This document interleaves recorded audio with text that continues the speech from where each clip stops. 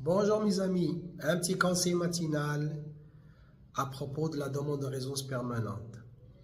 Donc si quelqu'un par exemple a déposé une déclaration d'intérêt dans le portail Entrée Express et dans le portail Arima, et si par exemple elle a été invité par les deux, ça veut dire qu'elle a reçu une invitation d'Entrée Express, une invitation de PSTQ à travers Arima, donc il vaut mieux qu'elle reste avec une invitation et qu'il annule l'autre.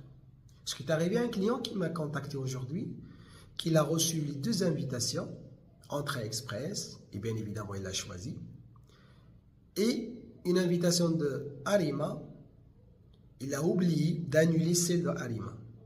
Donc il a reçu la résidence permanente. Il est arrivé au Canada.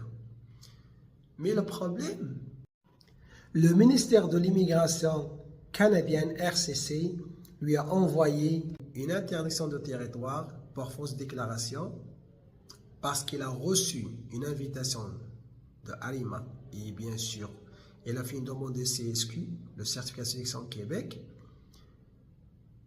mais il ne l'a pas annulé. Il n'a pas annulé son certificat. Il a continué avec la procédure Entrée Express. Il a reçu sa résidence permanente. Il a oublié d'annuler celle de CSQ. Et bien sûr, il est tombé dans le piège qu'il a accepté les deux. Donc, il vaut mieux qu'il annule celle de Arima ou celle d'Entrée Express. Ça dépend du choix du candidat. Donc, il s'est avéré qu'il est arrivé au Canada. Et bien sûr, avec le CSQ, ça prend un peu du temps. Et parce que il a choisi Entrée Express qui est plus rapide, c'est la voie la plus rapide, il est tombé dans ce piège. Donc, mon conseil, si vous avez reçu une invitation Entrée Express et celle de Arima, il vaut mieux de décliner l'une des deux, que ce soit Entrée Express ou que ce soit Arima. Mais ne gardez jamais les deux en même temps. Je sais que ça arrive, l'oubli, mais il vaut mieux d'annuler une des deux.